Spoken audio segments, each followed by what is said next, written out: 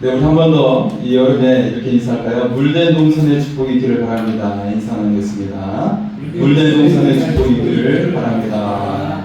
네. 한국의 인천공항은 세계적인 공항이죠.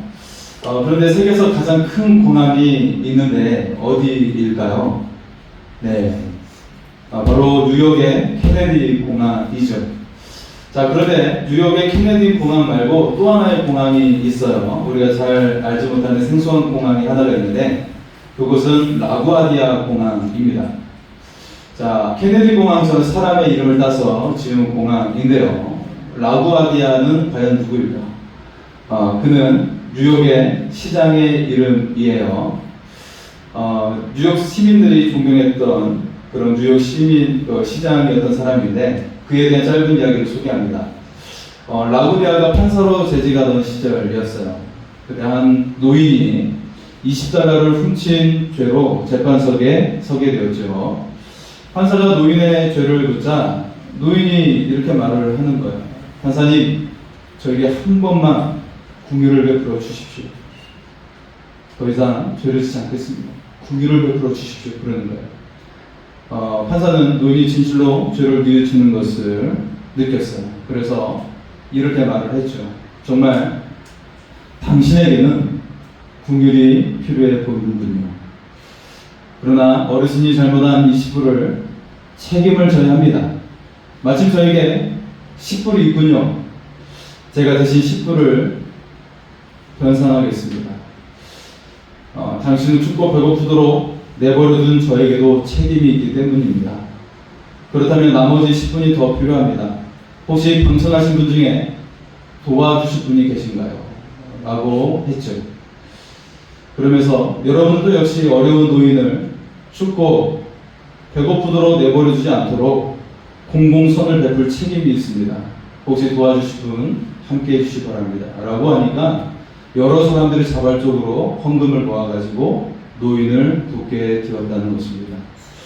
이 이야기가 점점 알려지면서 그리고 이 판사의 이품이 알려지면서 뉴욕 시민들이 감동을 받게 되었습니다. 그리고 이 라구아디아 판사가 뉴욕 시장이 되는 그런 일까지도 일어나게 된 것이죠.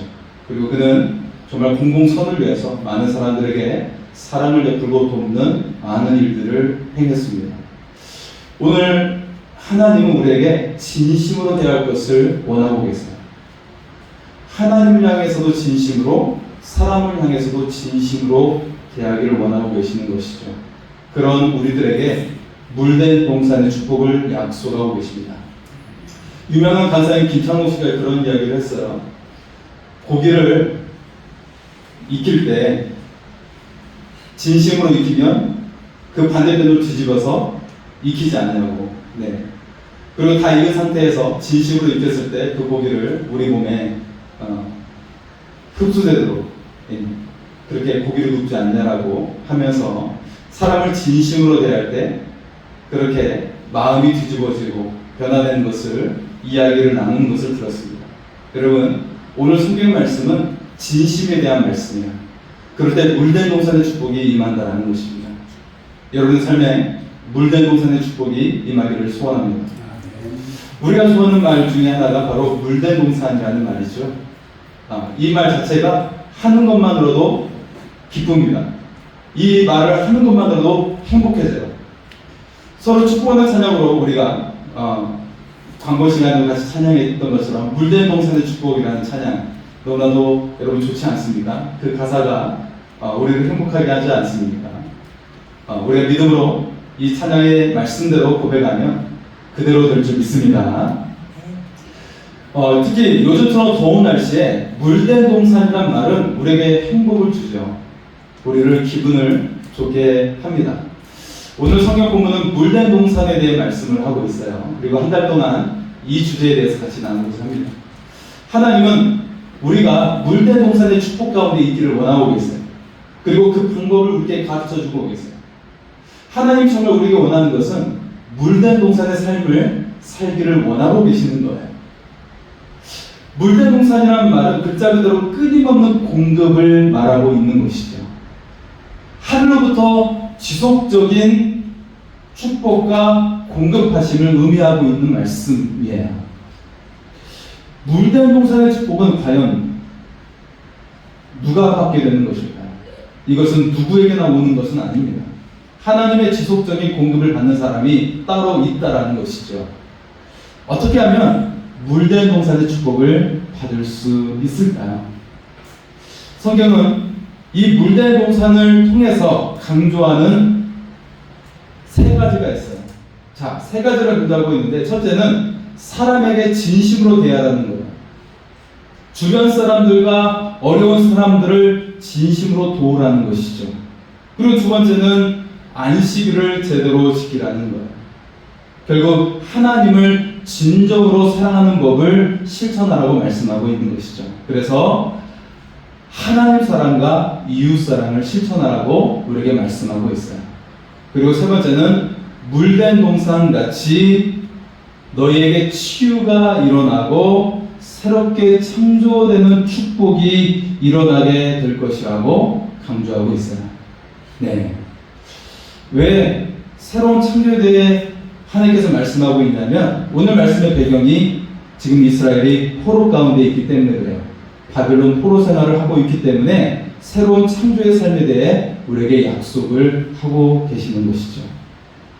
여러분, 우리들은 원하는 것들이 많이 있죠. 우리는 평안하길 원하고 있고, 또 우리가 하는 일들이 형통하길 원하고 있어요. 우리의 삶에 아름다운 열매를 맺기를 원하고 있죠. 그렇다면 진심으로 하나님을 경외할 수 있기를 바랍니다. 진심으로 하나님을 사랑하며 살아갈 수 있기를 소원합니다. 오늘 여러분의 삶에 물된 동산의 축복이 있기를 소원합니다. 여러분의 세대만이 아니라 여러분의 자손들도 물된 동산의 축복이 임할 수 있기를 소원합니다. 자, 그래서 오늘 말씀 첫 번째는 형제 자매를 진심으로 대하라는 것입니다. 오늘 성경은 내가 사람들을 어떻게 대하는지를 묻고 있어요. 너는 과연 사람들을 어떻게 대하고 있느냐? 이것을 묻고 계세요. 특히 우리 주변 사람들을 어떻게 대하고 있는지 묻고 계시는 말씀이에요. 세 가지 유형으로 본다면, 자, 우리가 사람을 세 가지 유형으로 대할 수가 있는데, 첫째는 사람을 막대하는 것이죠. 예. 감정을 가지고 대할 때가 있고, 그리고 나보다 못한 사람으로 대하는 것. 인격적인 존재가 아니라 마치 물건을 취급하듯이 대하는 경우, 막대하는 것이죠. 두 번째는 사람을 건성으로 대하는 것이죠. 우리는 나와 가까이 있는 사람들에게 건성으로 대할 때가 있어요. 상대의 말을 귀담아 듣지 않고 눈을 보고 들어야 되는데 눈을 보질 않아요. 여러분, 제 눈이 보이시죠? 네. 어쨌든 상대가 말을 할 때 눈을 맞추고, 그리고 그러면서 그 말을 귀담아서 듣는 것이죠. 자, 그리고 그러면서 그러는 동안에 내 생각을 하는 것을 멈춰야 되는데 내 생각을 하고 있어요. 그것이 바로 건성으로 대하는 것이죠. 자, 세 번째는 사람을 진심으로 대하는 거예요. 진심으로 대하는 거예요. 예. 앞에서 말했던 것처럼 고기를 익히듯이 진심으로 대하는 것이죠. 진심으로 관심을 갖는 것이고, 진심으로 상대의 눈을 보면서 상대의 말을 들어주는 것이죠. 그리고 진심으로 상대를 존중해주고 생각하면서 상대를 대하는 거예요. 네. 성경은 바로 이처럼 진심으로 대할 것을 우리에게 말씀하고 있는 것입니다. 사실 오늘 본문의 이스라엘은 어떻게 사람들을 대했냐면, 앞에서 부정적인 두 가지 유형을 추구했어요. 자기 민족과 주변 사람들을 막대했던 것이죠. 물건을 취급하듯이, 아니면 돈보다도 더 천하게 사람들을 대했어요. 그리고 건성으로 대했어요. 그래서 이사야 58장의 시작은 이처럼 사람들을 막대했던 이스라엘을 고발하는 말씀으로 시작되고 있어요. 너희 동족, 너희 이웃, 너희 가족을 진심으로 대하지 않는데 내가 어떻게 너희의 금식을 받겠느냐라고 하나님께서 따지고 계시는 것이죠. 자, 우리 6절의 말씀을 한번 볼까요? 6절입니다. 같이 읽겠습니다. 내가 기뻐하는 금식은 흉악의 결박을 풀어주며 멍에의 줄을 끌려주며 압제당하는 자를 자유하게 하며 모든 먹이를 끊는 것이 아니겠느냐? 아멘. 하나님께서 기뻐하시는 금식을 말씀하고 있어요. 예, 그러면 뭔가 우리가 금식할 때 필요한 여러 가지 방법을 말씀하실 것 같은데, 너희가 금식할 때는 물만 마셔야 된다. 네, 뭐 죽 같은 것도 안 되고 물만 마셔야 된다. 주스도 안 된다. 콜라도 안 된다. 그런 것을 말씀하시는 것이 아니라 다른 이야기를 말씀하고 있어요. 어떤 곳에는 금식할 때 뜨거운 물도 안 된다고, 따뜻한 물도 안 된다고 이야기하는 사람들 가끔 있어요. 뭐 그거는 굳이 그럴 필요는 없다고 생각이 듭니다. 물만 마시는 것으로 금식을 하는 것이죠. 자, 그런데 하나님은 금식에 대해서, 하나님께서 기뻐하시는 금식에 대해서 방법을 말씀하시지 않고 의미에 대해서 말씀하고 계시는 거예요. 의미. 자, 다른 말로 하면 하나님을 사랑하고 경외하는 법에 대해서 말씀하고 계시는데요. 놀랍게도 하나님을 사랑하는 법이 바로 사람을 대하는 법으로 연결시키고 계신다라는 것이죠. 여기에서 사람들을 어떻게 대해야 하는지 여러 가지 단어가 등장하고 있는데요. 흉악의 결박, 멍에의 줄, 압제당하는 자가 등장해요. 자, 이들이 당한 결박을 풀어주고 멍에의 줄을 끌려주고 그리고 압제당한 자를 자유케 하라고 명령하고 계세요. 이걸 누가 했다는 것이죠? 너희가 했다라는 거예요. 너희가 그렇게 사람들을 하지 않았느냐라고 말씀하고 계시는 거예요. 그래서 이것을 한마디로 말하면 정치적, 사회적, 경제적 자유를 빼앗기고 종살이하는 자를 자유케 해 주어라 라고 말씀하고 계시는 것이죠. 물질이 없는 자를 도와주고 또 사회적으로 어려움을 당하고 있는 사람들을 풀어주고 또 여러 가지 어려움 가운데 결박당하는 사람들을 그들의 문제를 해결해 주라고 말씀해 주고 계시는 것이죠. 이것이 바로 하나님께서 원하시는 금식이라는 거예요. 이 금식이라고 하는 것은 신앙의 절정을 이야기하고 있는 건데, 그래서 이 신앙의 절정이 바로 다른 사람을 돕는 거라고 말씀하고 계세요. 그들의 문제를 해결해 주는 것이라고 말씀하고 계시죠. 자, 그래서 좀 더 구체적으로 어떻게 해야 하는지 친절하게 소개를 해주고 있어요. 7절의 말씀을 볼까요? 7절입니다. 같이 읽겠습니다. 또 줄인 자에게 내 양식을 나누어 주며 유리하는 빈민의 집에 들이며 헐벗은 자를 보면 입히며 또 내 고육을 피하여 스스로 숨지 아니하는 것이 아니겠느냐? 아멘. 지금 굶주린 자에게 쌀을 주라는 거예요. 지금 집이 없어 떠도는 자에게 쉴 수 있는 잠자리를 마련해 주라는 거예요. 지금 헐벗은 자에게 옷을 덮어 주라는 것이고, 지금 가난한 친척을 보거든 피하여 숨지 말고 도우라는 거예요. 만나주라는 거예요. 예. 혹시 도움이 필요한데 숨는 사람이 주변에 있습니까? 혹은 내가 그렇게 하지는 않는지 우리는 스스로 돌아보게 됩니다. 사실 이 말씀은 예수님께서 산상수훈에서 이웃을 돌보고 형제자매를 돌보러 가는 그 말씀과 연결되어지는 말씀이죠. 하나님을 전심으로 사랑하듯이 사람들을 진심으로 대하라는 거예요. 아니, 하나님께 진실되게 진심으로 대하는 사람은 사람들에게도 진심으로 대할 수 있다는 것이죠. 뭐 내 아프리카 어린이들만 불쌍히 여기는 것이 아니라 내 형제자매를, 네 옆에 있는 형제자매를 귀하게 여기고 돌보라는 것이죠. 먼데 있는 사람을 불쌍히 여기는 마음은 누구나 가질 수가 있어요. 그런데 가까이 있는 사람을, 내 형제자매를 귀하게 여기고 돌보는 것, 그것이 우리가 적극적인 실천 속에 이루어질 수가 있는 것이죠. 지금 내가 속해 있는 공동체의 구성원들이 어려움을 당하고 있다면 눈 감지 말라는 거예요. 그들을 돕는 것이 하나님께서 기뻐하시는 금식이요 신앙의 절정이라고 말씀하고 계십니다. 지금 하나님께서 기뻐하시는 일을 우리가 할 수 있기를 소원합니다. 하나님의 은혜로운 손길이 여러분과 함께 하실 줄 믿습니다. 두 번째는 그렇게 하면 새살이 돋고 소망이 이루어지는 물대동산이 된다는 것입니다. 한번 따라서 할까요? 새살이 돋고 소망이 이루어지는 물대동산이 됩니다. 이 은혜가 여러분에게 임할 수 있기를 소원합니다. 예, 새살이 돋는 게 얼마나 좋습니까? 예. 자, 이처럼 하나님이 기쁘시게 하면 일어나는 현상이 이와 같다라는 것입니다. 자, 물대동산의 구체적인 일들에 대해서 우리에게 말씀하고 있어요. 우리 8절의 말씀을 볼까요? 예, 같이 읽겠습니다. 시작. 내 빛이 있으면 다시 비칠 것이며 내 죄가 썩할 것이며 내 공의가 내 앞에 행하고 여호와의 영광이 내 뒤에 공의하리니. 아멘.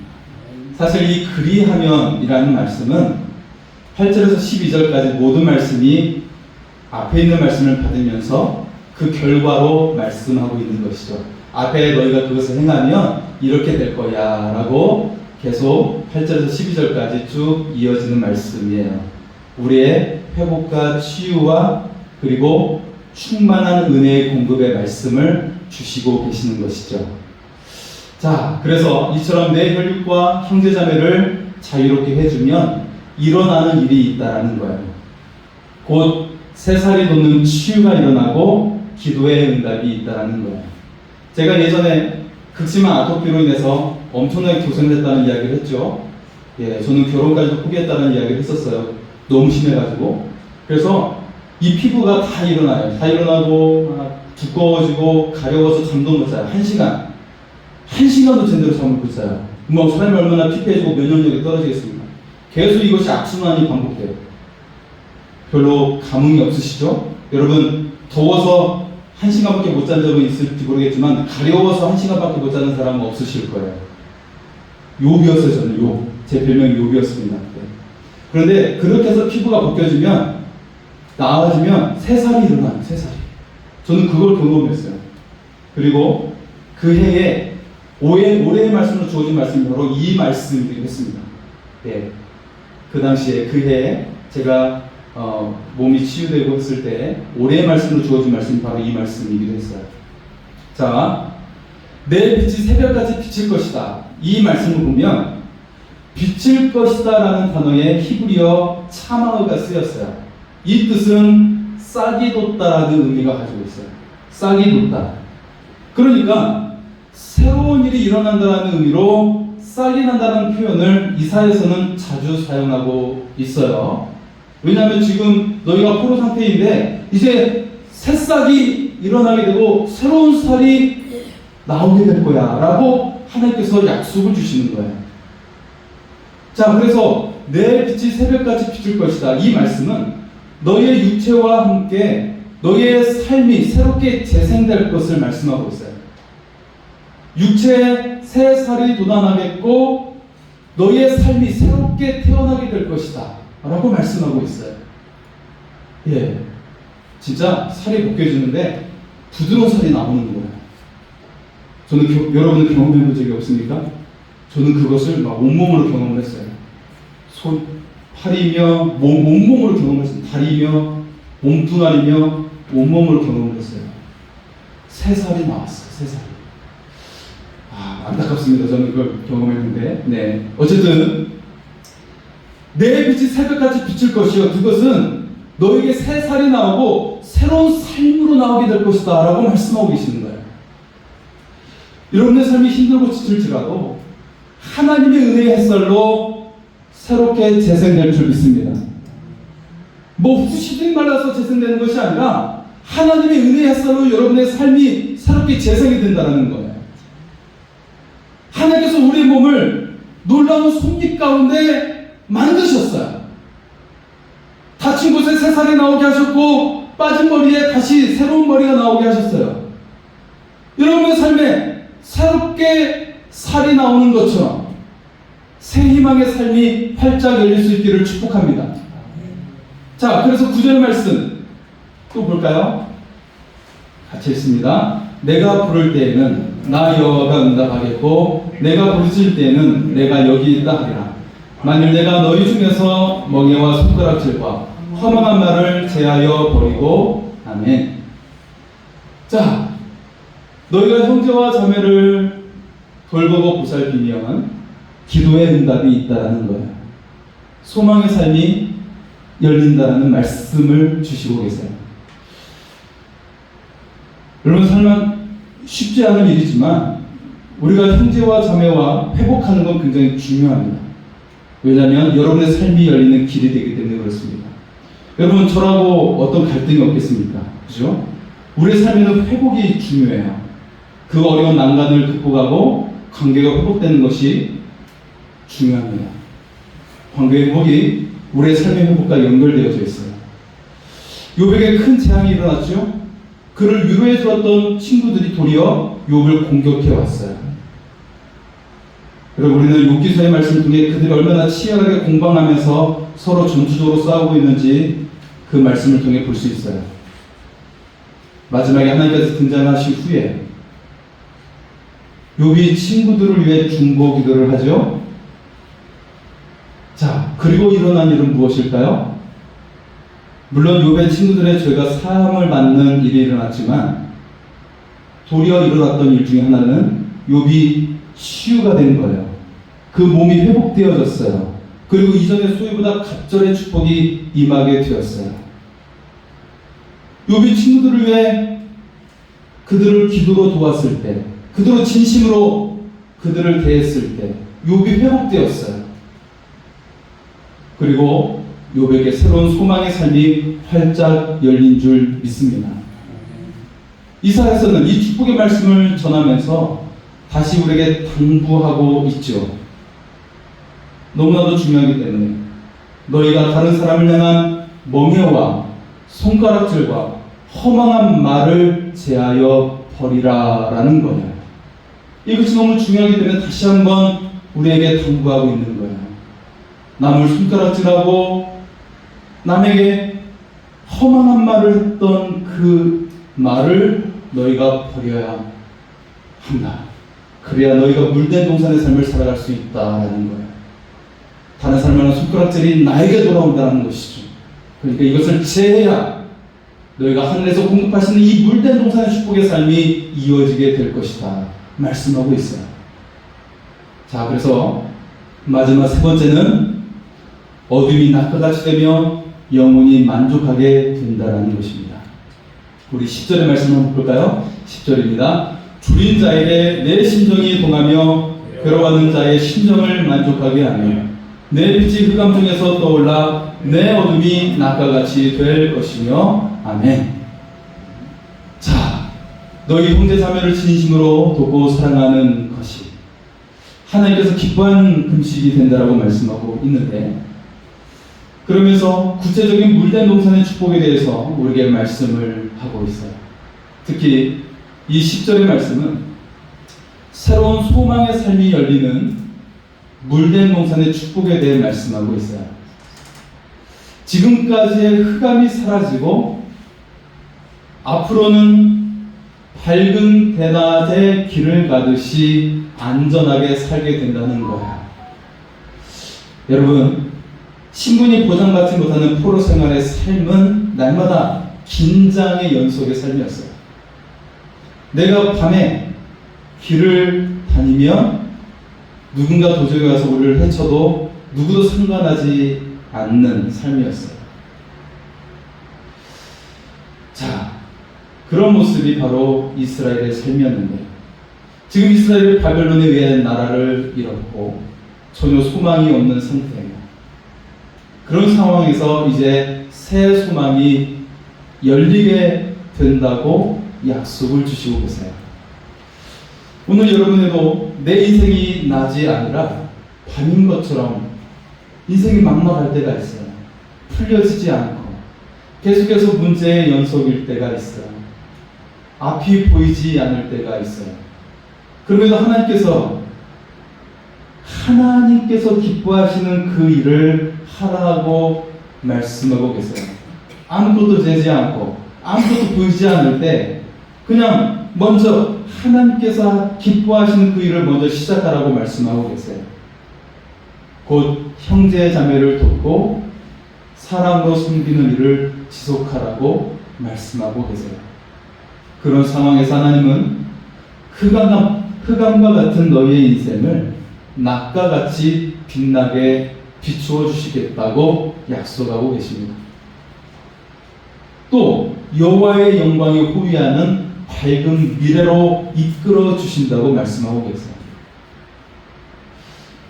여러분, 장군이 딱 입장할 때 호위병이 있죠. 호위병. 네네. 뭐 군대에서는 뭐 군인들이 이렇게 하겠지만, 네. 옛날 이 시대에 장군이나 왕이 행차하면 호위병들이 딱 등장하지 않습니까?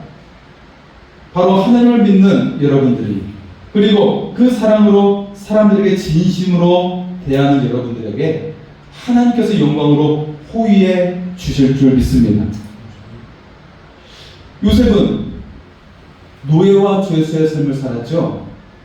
그럼에도 불평하거나 불만하면서 스스로 죽음으로 몰아가는 그런 삶을 살아가지 않았어요. 불평과 불만은 스스로를 죽이게 합니다. 그게 우리의 기분 전환될지 잘 모르겠지만 결국에는 스스로를 사망으로 몰아넣는 것을 볼 수가 있어요. 몰락함으로 추락하게 만드는 것을 볼 수가 있어요. 자, 요셉이 도리어 어느 자리에 있든지 그는 살림의 사역을 했다라는 거예요. 즉 사람들을 살리는 사역을 한 것이지. 포티발 장군의 가정에서 그 가정에 거하는 사람들을 위한 사람 살림의 일을 요셉은 충실하게 감당했어요. 아, 이것이 살리는 일이야. 함께 살아가는 일이야. 그 일을 해냈어요. 그가 억울하게 감옥에 갇혔을 때도 감옥 안에 있는 사람들을 위한 살림의 사역에 최선을 다했어요. 모두가 함께 굶주리지 않고 배부르게 먹고 살 수 있는 일을 그가 감당하면서 그 감옥 안에서 재정 전반의 일을 그가 감당했어요. 그러면서 그 감옥 안에 있는 사람들을 풍족하게 만들었다는 거예요. 그리고 그가 드디어 바로왕 앞에 서게 되었죠. 그 꿈을 해석해 주면서 7년 풍년 이후에 7년 흉년 후에 죽게 될 수많은 사람들을 그가 생각했어요. 그들을 위했다라는 말이죠. 그래서 그들을 살리는 하나님의 지혜를 바로에게 말했던 것이죠. 사람을 살리는 구원의 사명을 감당한 거예요. 생명을 살리는 살림의 사역으로 요셉이 애굽의 총리가 된 줄 믿습니다. 하나님께서 진히 요셉을 높여주신 거예요. 왜? 사람을 살리는 일을 계속 했기 때문에. 스스로 억울한 일에 자신의 시선을 멈추지 않고 눈을 들어서 하나님을 보았더니 사람이 보이는 거예요. 그리고 하나님을 보았더니 사람을 살리는 그 일을 했던 거예요. 살림의 사역을 행했던 것이죠. 그때 하나님께서는 많은 것으로, 좋은 것으로 요셉에게 맡겨주신 줄 믿습니다. 예수님도 이 땅에 오실 때 우리를 살리는 살림의 사역으로 오셨어요. 죽이는 사역이 아니라 살리는 사역으로 오셨습니다. 예수님을 닮은 우리도 살림의 사역을 감당할 수 있기를 소원합니다.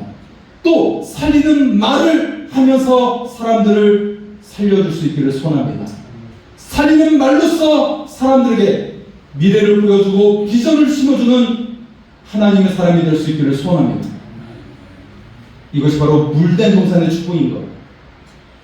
우리가 어디에서 물을 끌어서 물을 낼 수 있습니까? 없어요. 사람은 그렇게 할 수 없어요. 하지만 하나님께서 함께 하시고 우리에게 말씀을 주시면, 생명의 말씀을 주시면 그 사람의 미래가 열리고 비전이 열리는 삶이 될 줄 믿습니다. 우리 마지막 말씀을 보겠습니다. 11절의 말씀입니다. 함께 읽겠습니다. 시작. 여호와가 너를 항상 인도하여 매바는 곳에서도 내 영혼을 만족하게 하며 내 뼈를 견고하게 하리니 너는 물된 동산 같겠고 물이 끊어지지 아니하는 샘 같을 것이라. 아멘. 자, 지금 이스라엘은 포로 생활을 하고 있어요. 이들이 이 포로 생활을 마치고 돌아오는 약속을 주시고 계십니다. 자, 이처럼 하나님의 조건을 완수하는 자들에게 그분의 인도를 받게 하신다는 거예요. 하나님의 인도를 받게 하신다는 것이죠. 그래서 또한 너희가 밟는 땅이 풍요와 그리고 건강의 약속이 주어지게 될 거라는 거예요. 결코 너희 뼈가 약해지지 않을 것이다 라고 우리의 강건함에 대해서 상징적으로 말씀하고 있는 거예요.